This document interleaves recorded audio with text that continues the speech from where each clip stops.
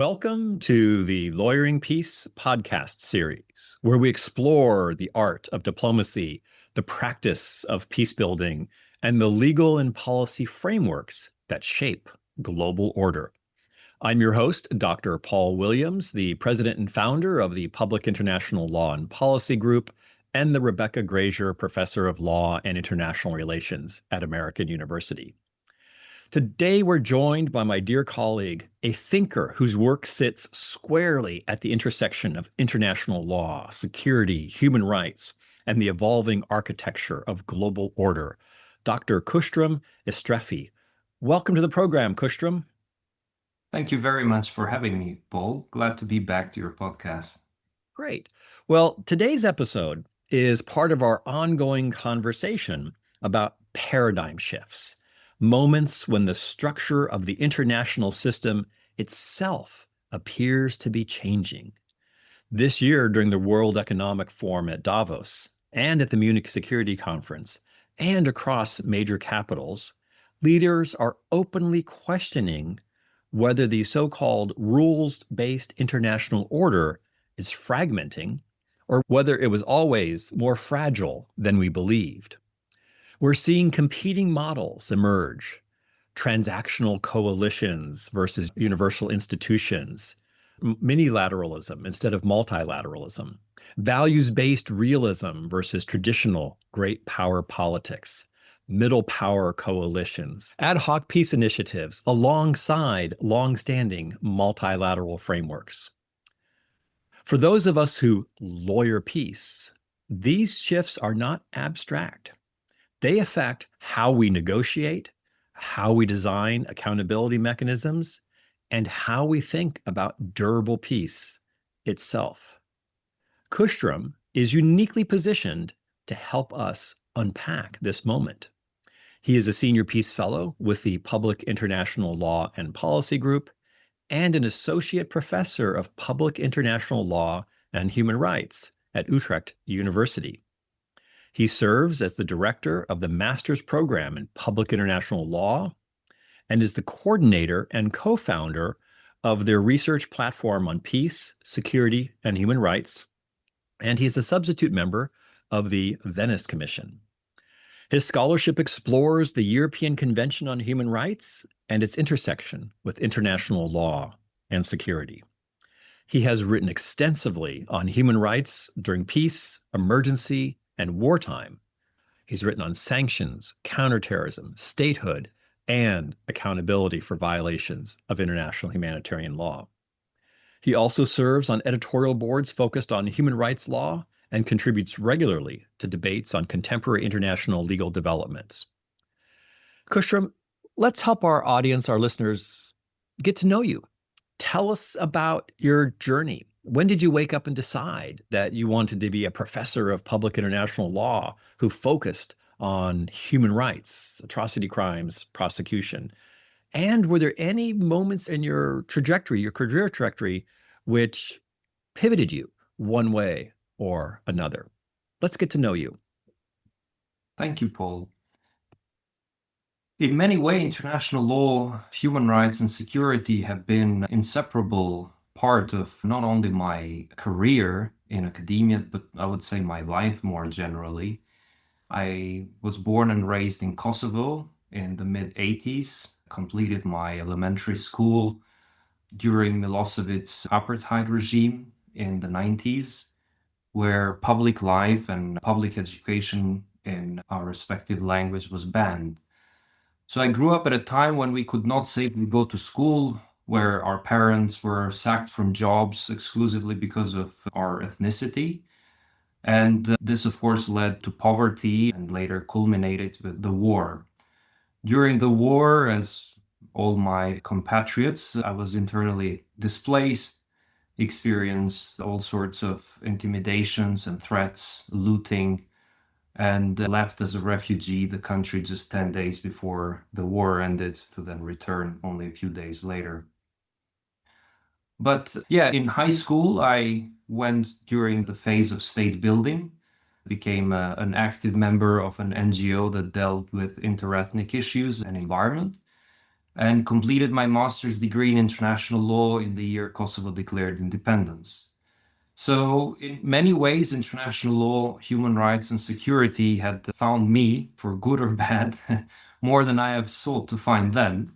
And I think it's also perhaps this upbringing and environment in which I grew up, perhaps part of the reason why I followed this path out of not just a pure intellectual exercise, but being a deeply practical reason and personal reason how I see the role and application of international law.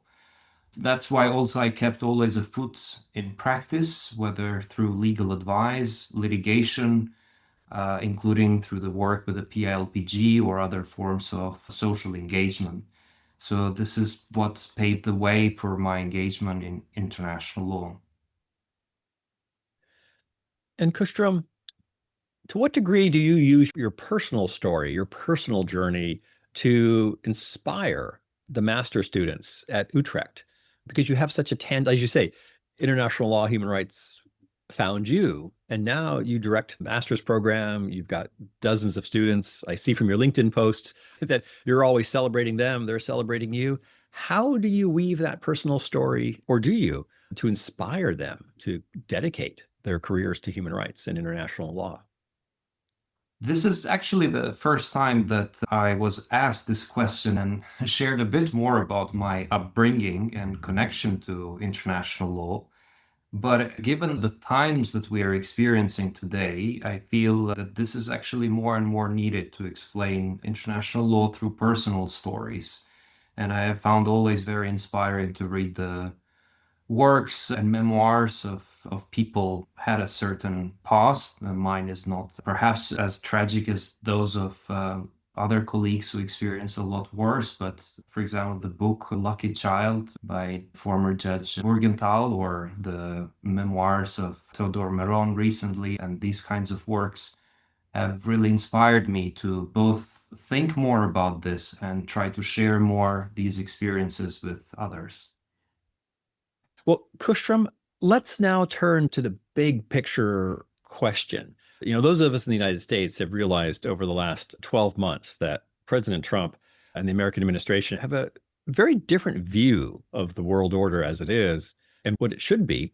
Many would say they're moving back towards a unipolar world with an unconstrained United States. Others haven't gone so far. Prime Minister Carney at Davos had said that there's a rupture in the world order. German Chancellor Merz had said the rules-based order no longer exists. The president of Finland had said, well, we in Europe are going to go with a values-based realism. Members of the global South sort of scoff at all of this and say it really never was a rules-based order. So that's a multi-level question, but maybe we can take the second one too. Did it ever really exist separately? But are we meerkats? Are we just popping around all excited because things are zigging and zagging? Or is this a paradigm shift that we're living through? How do you evaluate it? I think we are certainly experiencing a paradigm shift. The question is whether this is a paradigm shift in the system of international law or something else. And I have fluctuated myself on this in the past couple of months. And my view is that we are experiencing a paradigm shift in world politics. And I'm not sure whether we can speak of a paradigm shift in the structure of the world order. So I don't think I would subscribe to the words of the German Chancellor, at least at the moment. But there are, when we speak about international law, I think there are two which oddly are unrelated developments, but that have shaken the system of international law. The first one is related to Russia's aggression and full-scale invasion of Ukraine since 2022, which essentially showed big power taking a very aggressive stance towards its neighbors. I must admit, this is not the first time they did so, but it is the first time of such an unprecedented scale and without even an attempt to cover up what was happening. So even if we look at the Crimea, we had the little green man, we had the sort of performative action of a self-determination, And even though it was completely unlawful, there was an attempt to use international law as a language to be more cautious and careful in how these unlawful acts are done. From 2022, we woke up in a world where the rules-based order was no longer there, and the state was openly violating it in this case. The second event, in my view, is related to the return of President Trump in the second presidency. And of course, it is not alone President Trump, but given the power that the United States have, the rise of populism there, in my view, had a tremendous impact in the system of international law. The United Nations, for example, is heavily dependent on financing from the US. USAID was a major donor around the world. Voice of America was a voice for many who were oppressed and had no access to independent journalism. So the actions of the US in this period have certainly undermined the system of international law. The withdrawal, for example, from 66 international institutions, including Venice Commission, and not just the withdrawal, but calling them dangerous or ineffective, shows that we are talking about a crisis of values more than just a commitment to a certain institution. And we see similar tendencies from other countries, but I think these are the two big powers that have the potential as well to shake. So it's not US alone. We see in Europe countries withdrawing from EU, attempts to withdraw even from the European Convention on Human Rights, but the impact that they can have in the legal order is far more limited than the two that I mentioned. And I think it is also perhaps what is happening simultaneously is that we are in a different world that we were a couple of years or decades ago. We're experiencing something that social scientists call polycrisis. So while we're experiencing this crisis in international law, we're simultaneously experiencing the rise of populism, nationalism, societal polarization, the fast-paced development of AI, social media, geopolitical insecurity, environmental insecurity, and a new way of doing politics that is very different from the past. And in particular, it is very unpredictable. So all these crises are happening contemporaneously. And because they interact with each other, their effects also pile up. So I think we're in a deep crisis that goes even beyond the system of international law and world politics. And this sort of lack of predictability is blocking our ability to imagine ourselves in how we could overcome these crises. So we need to think how these alliances that you mentioned will address a set of these crises. What will be the position on AI? What will be the position on environment? What will be the position on a range of other crises that are both societal and moral and political? So it's indeed a huge paradigm shift, but I'm still a believer that the system is not broken yet, as some suggest. Well, Kushtrim, let's talk a little bit about that system. You and I have dedicated our lives to understanding the rules, the international law of the rules-based system we've advocated for, and in your case, with the Venice Commission work, shaped the evolution of international law, the rules that are applicable. We're constantly, when anyone asks us a question on international affairs, international relations, we start with, well, the UN Charter provides this, or the treaty provides this, or this is a principle of jus cogens. Have you and I been living in the real world? Has the global order genuinely been a rules-based system? And if so, was it from 1945 or from 1989? Yes, I think I'm glad you brought up this question because as we are experiencing this paradigm shift, sometimes there is a tendency to assume that the system has worked perfectly so far, that it has been very coherent, that there were no double standards. I think far from that. The system has always been unfair, imbalanced, and the very fact that, for example, you have the veto power in the Security Council since 1945 We have always spoken of a system that recognized these imbalances, recognized the strong man, and the same has been also through the soft power and so on. So I think it's very important to start from the premise that the system has never been one of, so to say, utopian system that has worked and has delivered. But I think it's very important to recognize that this imperfect system of international law has evolved over time and has delivered. So it has paved the way for a bit more justice, a bit more accountability and human rights in the world over time. It has led to decolonization of states. It has led to emergence of international criminal courts, tribunals, more prosecution at the local level because of international law, more reforms at the national level because of international law, both with regards to also rule of law and issues that until recently were seen in the domaine réserve of each state. So what is also important is that even though this has been an imperfect system and remains so, small, medium, large states, but also oppressed states and entities have benefited from the system. It has not always delivered, but there are ample examples where we could see how it has improved the world as it is. And I think it should always be reminded as something to celebrate, that the fact that we do not have a catastrophe, a world war so far, is also part of why this system has managed to succeed. So I don't think we should consider that these changes are somehow reminding us that the system has so far worked. Far from that. And I think critics have always had what to criticize from its inception. There have been scholars who have issued death certificates to Article 2.4 of the UN Charter since its birth, and then again and again. So we have seen lack of compliance. There are scholars that say that international law is not law because of lack of sanctions, of enforcement power, and so on.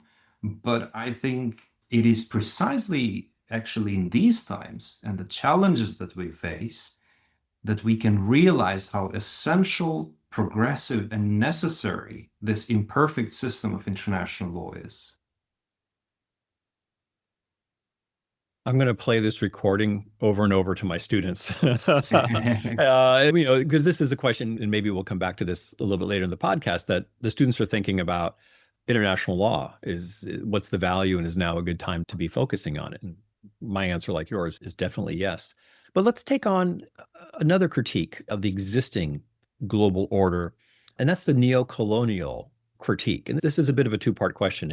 There's oftentimes a critique from the so-called global South about this post-1945 order, the Security Council 5 to rule them all with their veto authority.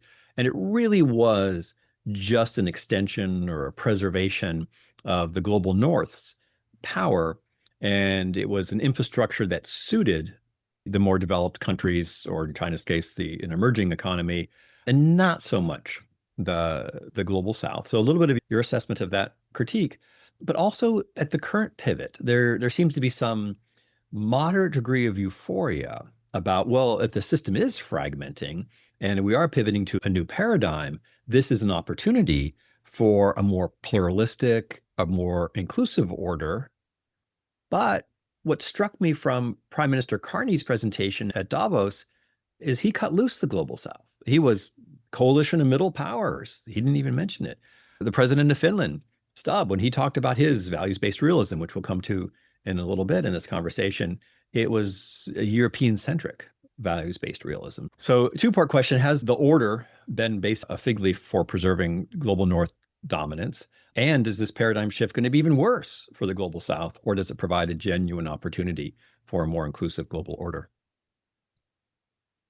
I think the diagnosis that the global South, or rather third world approaches to international law through scholarship make, is largely fair and correct when they say that they recognize the imbalances, the lack of representation, and how the system has suited certain countries.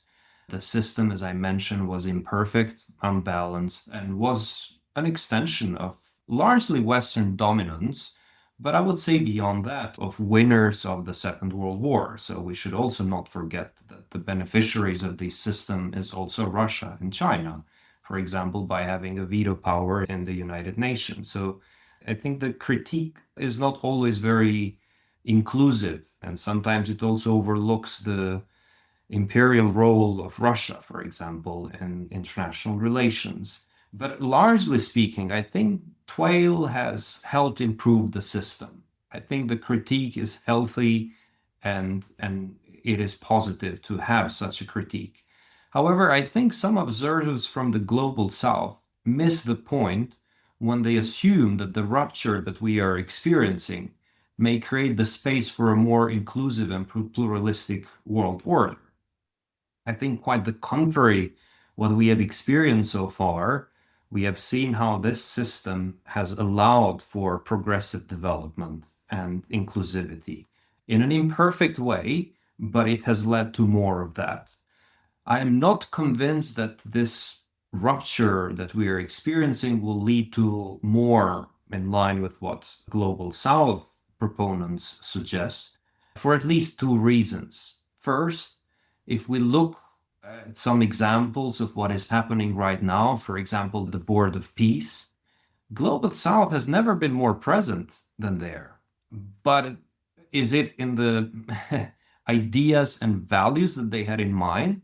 Is there pure representation as something that equates the values they had in mind? Is the structure something that represents the ideas of TWAIL? I would say far from that. We should not overlook what these raptures are doing and who are the actual victims of this. Secondly, we should not also forget, and I think this is sometimes not stated, that Global South is also not some kind of a coherent structure that observes certain values and principles as opposed to other states. We're speaking about their participants in this paradigm shift and rupture of world politics, and they are part of the problem. They are also known for double standards. For example, when it comes to Russia's aggression against Ukraine, the stance that some countries from Global South take are very different from what they would take in another case. So while being critical of the current system of the West, which, as I said, is a healthy one, does not necessarily imply that they are also not part of the problem. So I would distinguish TWAIL as a scholarly approach to progression of international law from Global South as being some kind of principled states that are seeking more inclusion in international law. So I think there is quite the opposite of what I would expect from these developments that we have right now.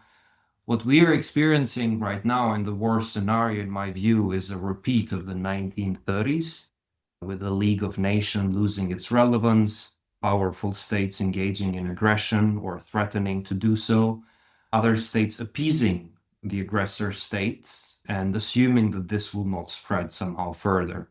These ideas of quick fixes, appeasement, and departure from projects of durable peace we have experienced then. Certainly, I do not believe that there is a clear repetition of 1930s. I'm a lot more optimistic than that. But in my view, are experiencing a sort of temporal deviation from the system that mimics these 1930s rather than a continuum of the tragic history of the past. Well, Kushtrim, let's pick up on Europe's effort to preserve the values-based system and to avert a return to the 1930s order, structure, narrative, so to speak. Various European leaders have more or less used the phrase values-based realism. And so I sort of have a three-part question critique of that for you. First is, I'll just list off my three questions and you can choose them as will.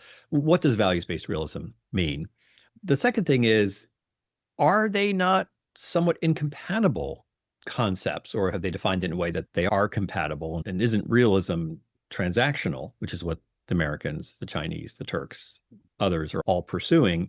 And then the third, is it actually genuine or is it simply European marketing? And what struck me this week were two facts, two pieces of information that came out. One is there was the General Assembly resolution on the fourth anniversary of Russia's war of aggression against Europe and Ukraine, and I think nearly all of the European states voted in favor of this resolution to condemn Russia's war of aggression and to protect Ukraine's territorial integrity. The Americans abstained. But at the same time, there was a tally of how much money European states, the Netherlands, France, Slovakia, Hungary, Spain spent on Russian oil and gas, over $14 billion that in 2025 Europe transferred in hard currency to Russia.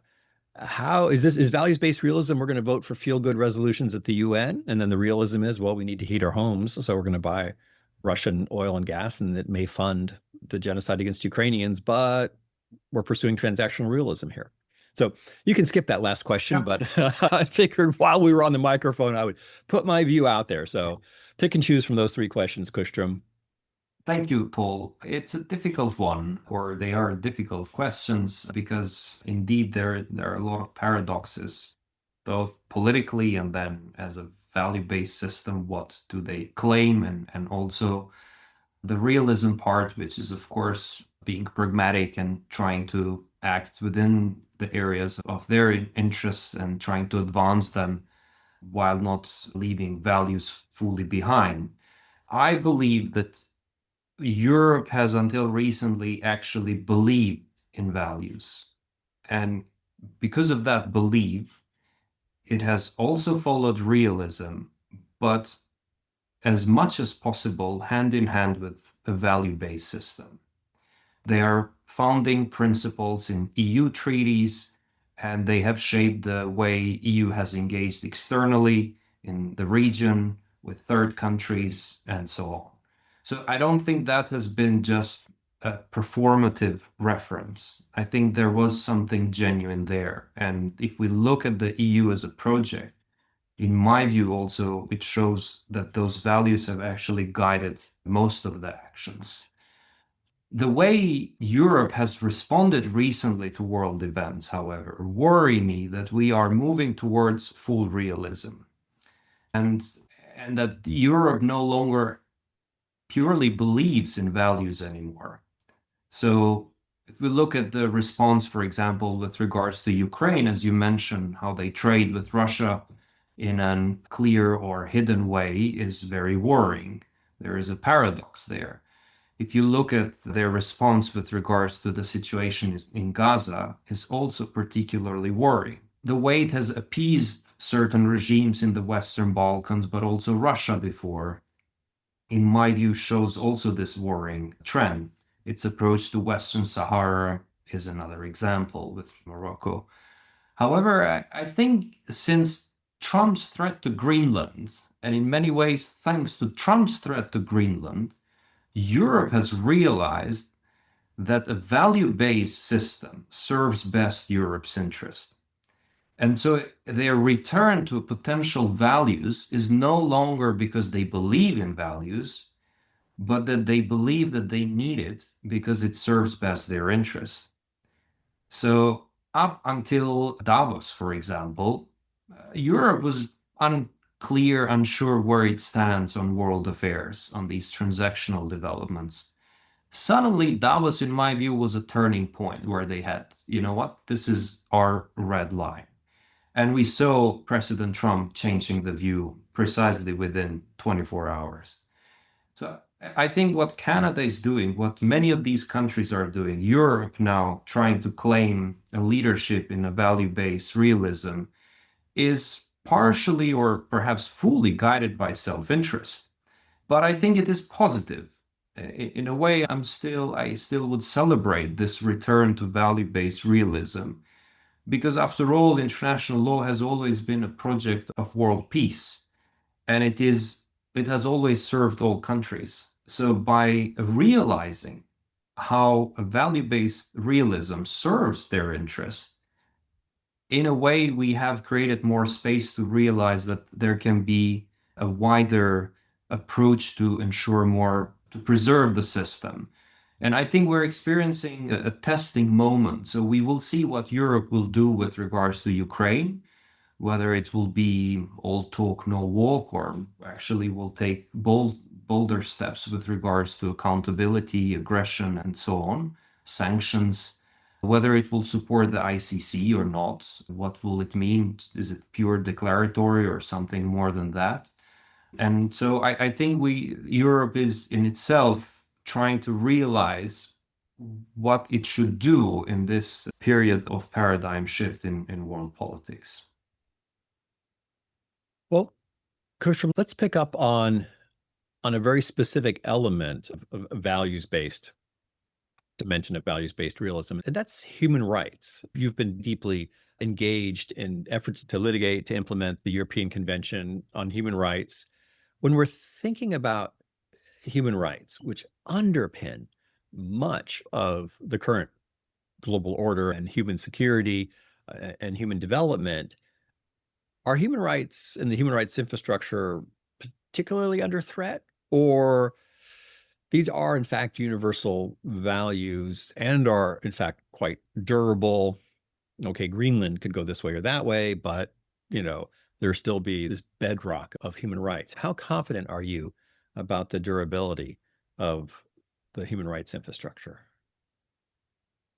I think human rights are at the front line of this rupture and are the most vulnerable regime in this paradigm shift for many reasons. First of all, if we think about how human rights evolved and for whom they certainly touch on issues of sovereignty. So, unlike traditional international law, human rights and criminal justice were meant to develop this, to interfere in vertical relationship between the state and individuals of one country.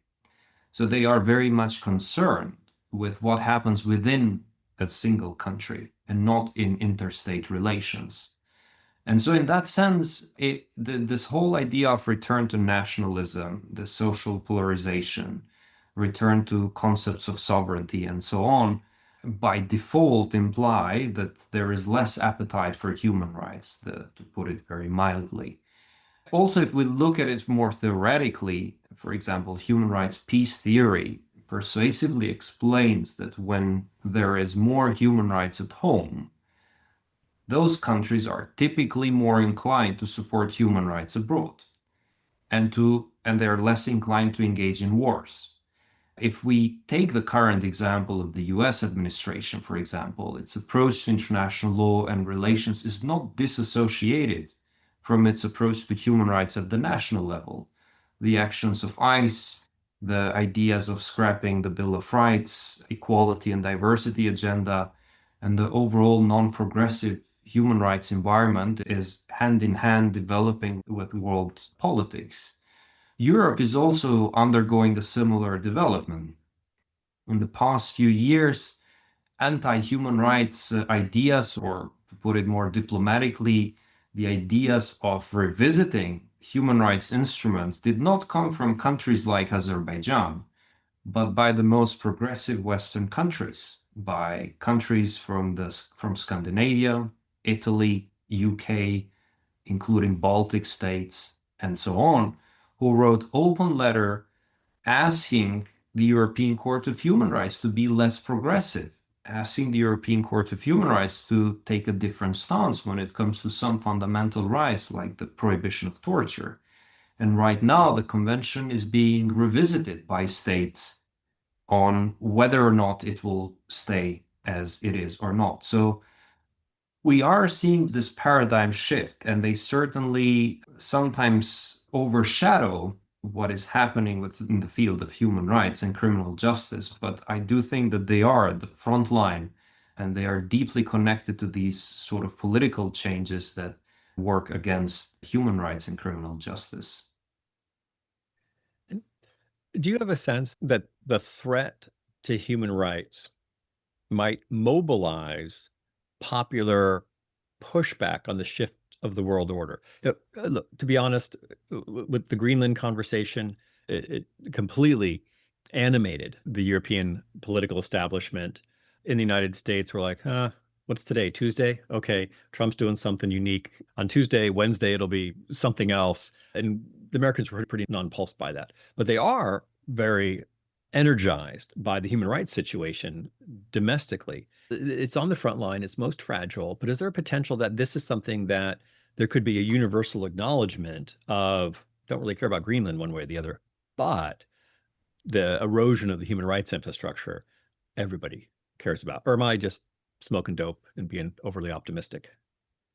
Well, for on our listeners, I'm also an optimistic person, so I always believe that there is a way out, and at least I still believe so. And I fully agree with your comment.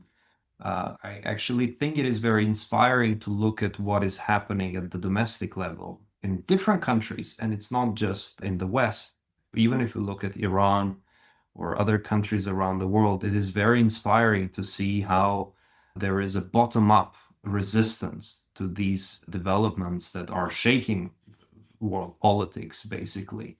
So I'm very optimistic too. If we look also at US, if we look at Europe and other regions of the world, precisely as you said, there has been a large resistance. And if we look also at, for example, strategic litigation, there have never in history we have witnessed more progressive developments in the field of strategic litigation, whether it concerns human rights, environment, the rights of underprivileged groups and states. So there is a global mobilization as well, both at the local level and worldwide, that deeply cares about these values. And that is why I'm optimistic that this will not go very lightly. And that's why, as I said before, I think we're experiencing a temporal deviation from the trajectory of progressive development of international law, rather than a complete breakup, as some have suggested. And this is what brings me that hope, is that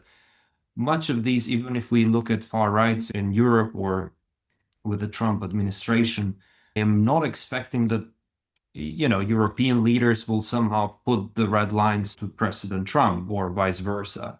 I am expecting that societies in all these respective countries will stand up and express their democratic power to regulate these matters and bring us back to that trajectory of international law. So there has been recently more of a globalization of democracy. It's a little bit in retrenchment, but that may be the magic wand, so to speak, to preserve human rights, rules-based order, is the voice of the people, because these human rights norms do seem to be universally understood, which leads me a little bit into my next question about regionalization. Clearly, Europe is focused on preserving elements of the rules-based system, values-based realism. You have the Monroe Doctrine, the Trump corollary. Not sure that the Western Hemisphere has consented to that, but there's a little bit of a regional approach there. Do you see other regions, the Africa vis-a-vis the African Union, Asia vis-a-vis ASEAN, other regions developing bespoke orders specific for their region? And is this helpful or unhelpful to pivoting back to a rules-based global order? I think what Canadian president already was vocal on this idea of seeking specific alliances depending on the specific themes and issues of interest. And I think this is coming for some countries out of necessity. So the alliances in which they are in are not anymore sustainable, or worse, present a threat. And they need to seek other ways and alliances to build trade relations and so on. So I think we are witnessing a threat to these alliances, but these threats are not just at the universal level, but also at the regional level. So I don't think there is sort of a shift where we will see more regionalism and less internationalism. If we look at the Board of Peace, you have internationalism there too. If you look at, for example, Canada or the people of Canada considering of joining EU, you have these sort of alliances being built through different sorts of lines. And then you also have countries that are within certain organizations like Hungary and Slovakia that undermine the EU itself. So I think we're seeing all sorts of alliances being established because the current ones are not performing. The current ones are basically blocked. And for example, there's been a coalition of states supporting the ICC, and the list of countries there could not have been a more random and odd list of allies than in that list of states. But countries are now more open to consider these alliances. They can be one group of coalition of states that works with regards to Ukraine. And we see that, for example, Council of Europe taking a lead with this, but also having states from outside Europe join these initiatives on the Claims Commission, Aggression Tribunal, and so on. But then you may have, with regards to ICC, a very different coalition of states. When it comes to trade, you see now rapprochement between EU and certain countries that until recently were not good terms.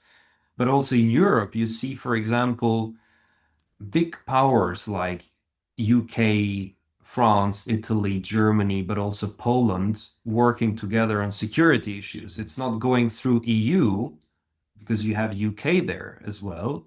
So there is a sort of a more informal way of looking at what are the right allies and trying to create this group of like-minded states that could be suitable for one but not for the other.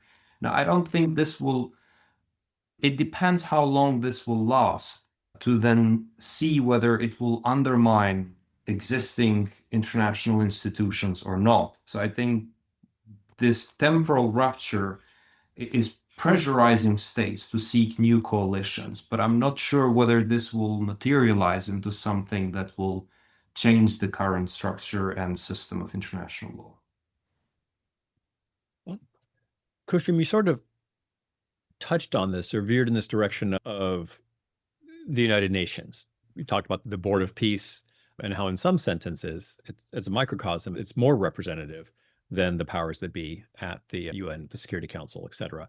Is with this pivot in the world order, if it's temporary or more permanent, is the UN under threat? Is it past its sell-by date? And a little bit similar to our earlier conversation, it's been heavily critiqued for the permanent 5 members on the Security Council having a veto. Okay, there's 10 members that rotate through on short-term positions. You have a General Assembly, which is inclusive but has no real power other than passing feel-good resolutions.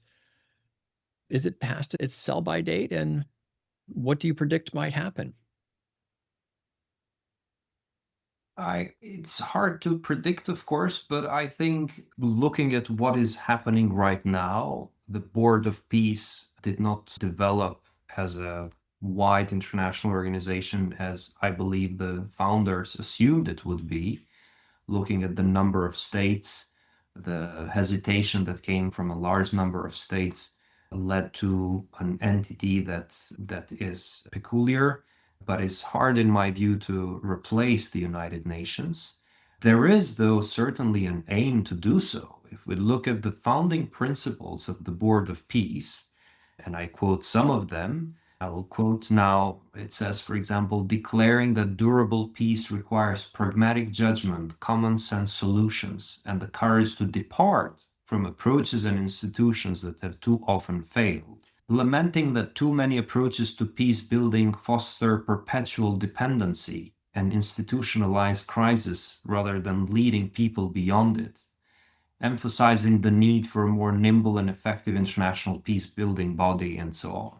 So nowhere in these founding principles we have a reference to international law or accountability or transitional justice.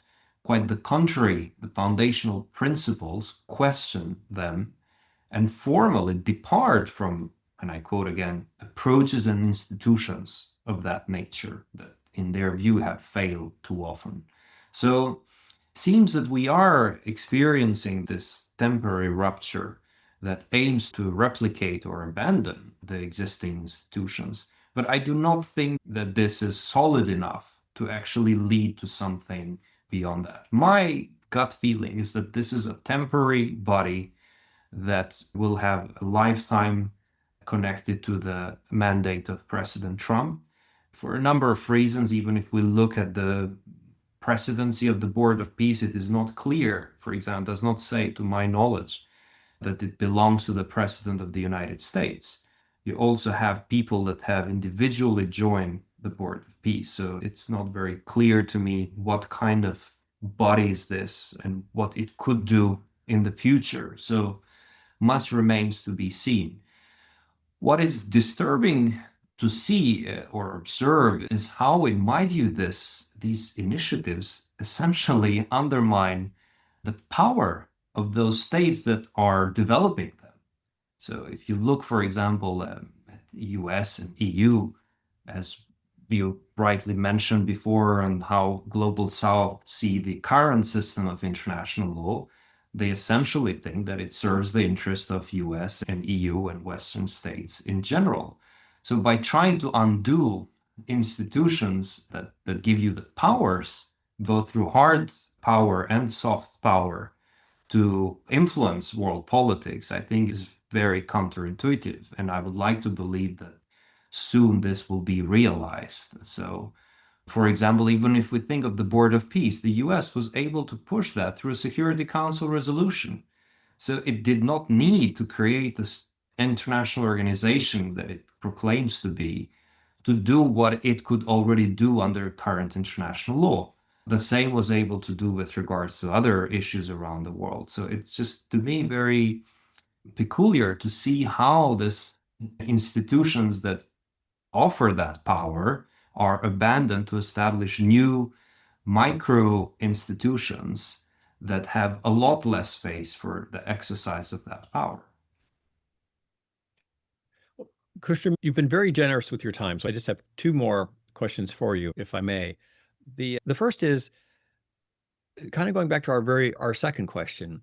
In the evolution of this rupture of the world order, pivot of the world order, zigzag, was there a particular turning point, like the Russian territorial aggression against Crimea in 2014, or the European response to the crisis in the Balkans in the early 90s? Or has this just been a gradual accumulation of pressures that have now finally not only forced the pivot, but forced a recognition of the fact that the world has been pivoting from a rules-based global order?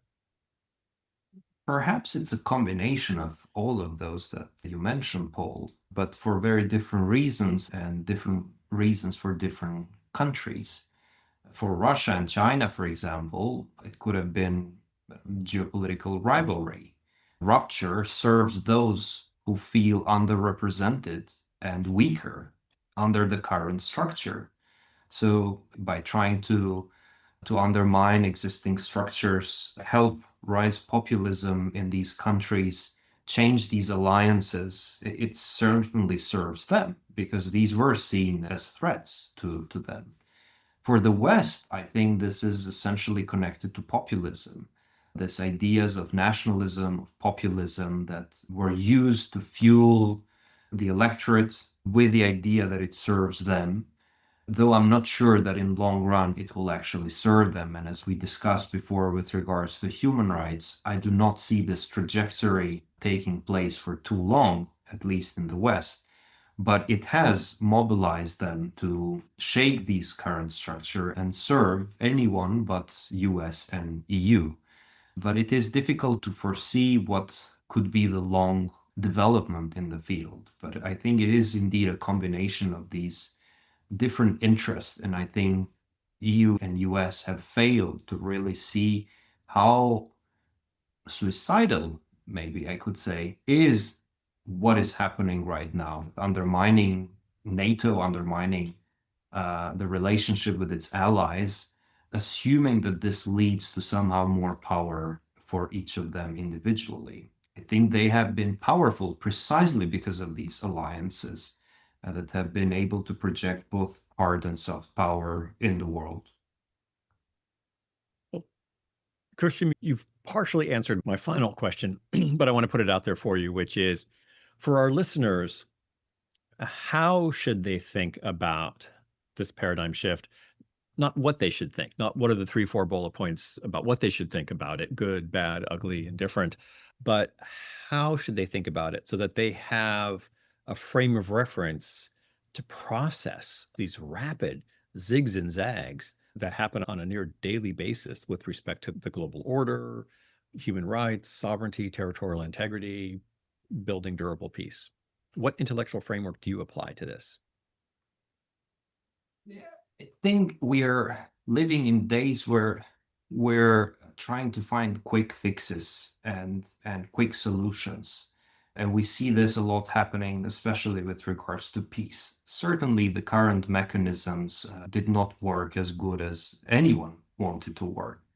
They were slow, they failed many times, but in my view, they delivered, and this is real life. Whether we talk about any other complex issue or international law, solving things takes time. It can be complex and at times need compromises. I think the risk is that at the moment we are seeing peace only as absence of war, and states are trying to find quick fixes to many conflicts around the world. History tells us that what we really need is to work on durable peace. And durable peace, as I said, can be slow, can be complex, but needs a fair, trusted process anchored on accountability, transitional justice, human rights, to name a few. So I think we ought to return to the system of international law, not because it has perfectly worked, but this is what leads to a durable peace that we have witnessed so far. And certainly, what I still do not understand is how, especially the West, does not comprehend how this system of international law has helped ensure peace in the world, but also advance its own economic position in the world and its influence around the world. And in this oscillation, I also hope that the global South will also contribute to not just observing what is happening, but understanding that it is in the interest of small states, of medium states, of underprivileged groups to actually try to maintain and promote the system that we have, rather than assume that more rupture and more paradigm shifts will benefit them. And as the Canadian Prime Minister said, I think this is a moment for medium and small countries to unite, to reflect and see how essential it is to preserve the system that we have. Not sure whether this answers your question, Paul, but it's a complex one and a difficult one to give a solution to. And there's no easy and no short-term solutions to these crises. Well, Kushtrim, it's been a real honor and a privilege to have this conversation with you. And you've been so generous with your time on this podcast and also as a senior peace fellow with PILPG. And so I'm so grateful for all that you do with PILPG to help build durable peace in some of these conflicts, but also for what you do training the next generation of international lawyers. International law is under threat. It's not going anywhere. It's necessary. And having the best and the brightest learn from you is something that I'm hugely grateful for. And your shaping of international law through the Venice Commission and your work litigating and studying the European Court of Human Rights and the European Convention. So from the bottom of my heart, Kushtrim, thank you for everything that you do and for taking this time to share your thoughts, ideas, and your wisdom with our listeners. Thank you, Paul, for the podcast. Always a pleasure to meet with you, and you have played a big part in my professional growth as well. So it's always an honor to work with you and to also work in the field that we work. Thank you.